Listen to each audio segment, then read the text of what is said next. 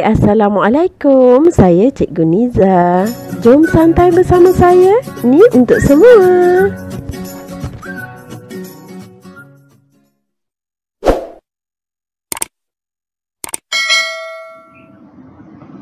Hai, bertemu kita kembali dalam mata pelajaran ekonomi tingkatan 4, iaitu bab 2 bagi tajuk pasaran. Standard kandungan kita kali ini ialah 2.1, iaitu keseimbangan pasaran. Jadi di akhir pembelajaran, cikgu harap yang pertamanya pelajar dapat menjelaskan hukum permintaan dengan betul. Dan yang kedua, pelajar dapat melukis dan menjelaskan pembentukan keluk permintaan individu dengan betul. Jadi, mari kita sama-sama menyaksikan video pendek yang cikgu sediakan ini. Beli tak? Benar, mesti sedap ni. Berapa harga Sedap. dia? Empat ni RM5 saja. RM5 ya? Sebaik saya ada RM5. Nah, saya beli Terima ya. kasih. Saya jual ya. Terima kasih. Sama. Berdasarkan video pendek tadi, adakah permintaan berlaku? Jadi, apa itu permintaan? Permintaan ialah merujuk kepada keinginan dan kemampuan seseorang individu untuk membeli barang atau perkhidmatan pada satu tingkat harga tertentu dan dalam jangka masa tertentu. Berdasarkan video pendek tadi, kamu telah lihat bahawa Puan Niza telah menjual roti kepada Puan Kaspar dan didapati Puan Kaspar ada keinginan dan kemampuan untuk membeli barang tersebut, maka berlakulah permintaan.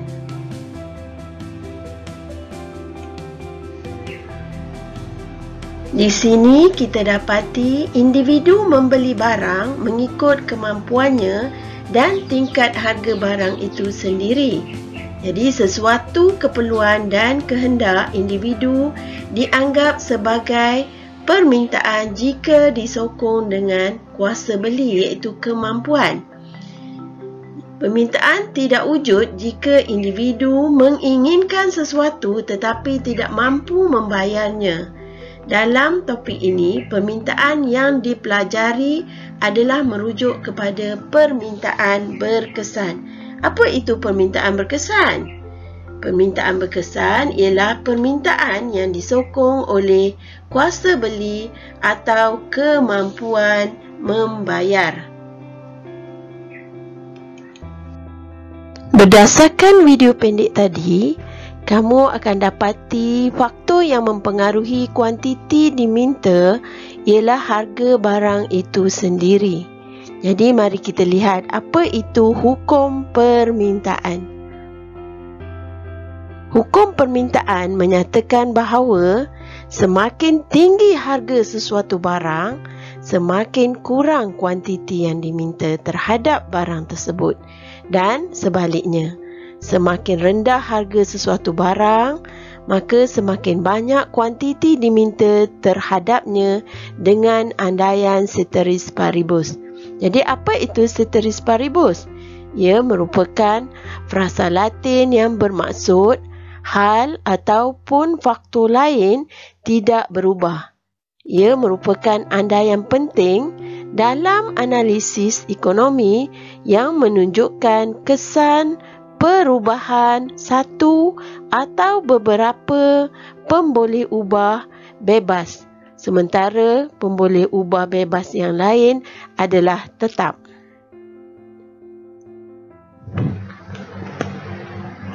Maka hubungan antara harga barangan dengan kuantiti diminta adalah negatif.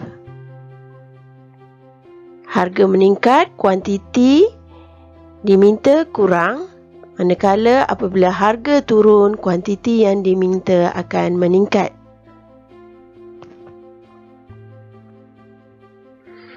Hubungan negatif antara harga barang dengan kuantiti diminta dapat digambarkan melalui jadual permintaan dan keluk permintaan. Ini adalah contoh jadual permintaan dan ini adalah contoh keluk permintaan. Selepas ini, cikgu akan tunjukkan cara kita melukis keluk permintaan individu dengan betul. Okey, ini adalah salah satu contoh jadual permintaan individu menunjukkan kuantiti yang diminta pada pelbagai tingkat harga dalam tempoh masa tertentu. Okey, sekarang cikgu akan tunjukkan cara melukis keluk permintaan individu.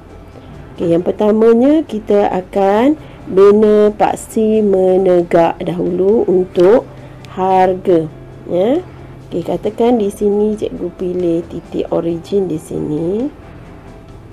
Okey ya. Untuk harga kita ada 2, 4, 6. Cikgu boleh letak sini 2, boleh letak di sini 2, ya, mengikut kesesuaian. Sekiranya dalam soalan itu diberi skala, kita akan guna skala.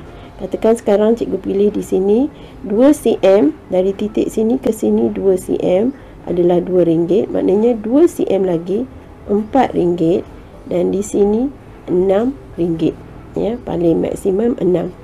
Okey, ini adalah untuk harga.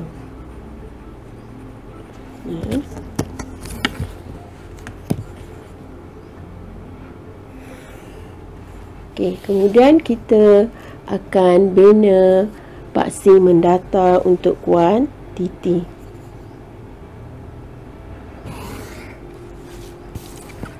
Okey, kalau kita lihat di sini untuk jadual ini, kuantiti 40, 30, 20. Kesilapan pelajar adalah dia letakkan bermula 40, 30, 20. Ini satu kesilapan besar, ya. Kita mulakan dengan nombor kecil, ya. 20 di sini. Kalau kita letak sini 20, ini 40. 2 cm, 2 cm. Tapi cikgu akan pilih sini 10. Jadi ini 20. Sini 30, 2 cm lagi 40. Dia nampak cantik sikit, ya. Okey, ini kuantiti. Okey. Sekarang bagaimana kita nak bina, ya? Okey, kita letakkan, tandakan pada titik kombinasi ni. Katakan di sini cikgu tandakan yang paling tinggi ni A, ni B, C untuk titik kombinasi. Okey, pada harga RM2, kuantiti yang diminta 40 ditandakan pada titik C. Pada tingkat harga RM4, kuantiti diminta 30. Tandakan titik B. Ya. Kemudian pada tingkat harga RM6, kuantiti diminta adalah 20. Ditandakan pada titik A. Ya. Apabila titik-titik ini kita sambungkan A, B, C, kebetulan ini garis lurus, maka terbentuklah keluk permintaan. Ya. Keluk permintaan ini kalau kita lihat, hubungannya adalah songsang antara harga dengan kuantiti yang diminta, ya, ataupun negatif, ya. Apabila harga naik, ya, melihat harga naik, kuantiti yang diminta akan menurun. Dan sebaliknya, apabila harga turun, kuantiti yang diminta akan naik. Jadi, keluk permintaan adalah mencerun ke bawah dari kiri ke kanan. Bagi soalan berkaitan dengan bagaimana untuk menjelaskan pembentukan keluk permintaan individu, pertama, setelah selesai kita melukis keluk permintaan individu, maka penjelasannya yang pertama adalah menerangkan paksi mendatar dan juga paksi menegak. Paksi mendatar menunjukkan kuantiti yang diminta dan paksi menegak menunjukkan harga. Setelah itu, kita pilih satu tingkat harga. Contoh, apabila harga barang ialah RM2 seunit, kuantiti barang yang diminta adalah sebanyak 40 unit. Seperti yang ditunjukkan oleh titik C. Titik kombinasi ini kita perlu berikan nama.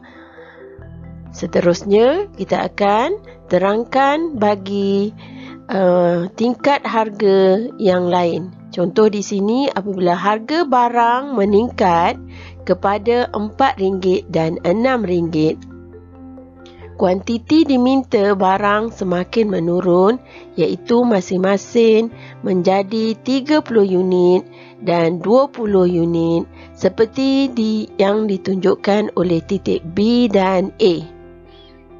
Seterusnya, kita nyatakan bagaimana keluk tersebut terbentuk. Keluk permintaan DD terbentuk dengan menyambungkan setiap titik kombinasi harga dan kuantiti diminta, iaitu titik A, B dan C.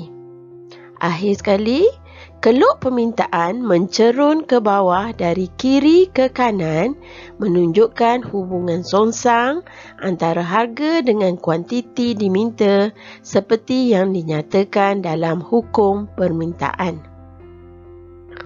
Ini adalah cara penjelasan pembentukan keluk permintaan individu. Alhamdulillah, selesai sudah pembelajaran kita pada kali ini. Cikgu harap setiap pelajar dapat membuat latihan yang telah cikgu sediakan ini. Bolehlah rujuk kepada guru masing-masing bagi memastikan apakah yang anda buat itu betul ataupun salah.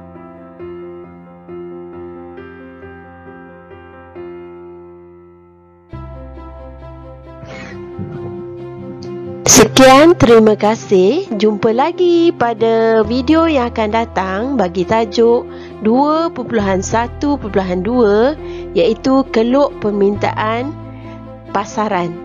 Bye, jumpa lagi. Assalamualaikum.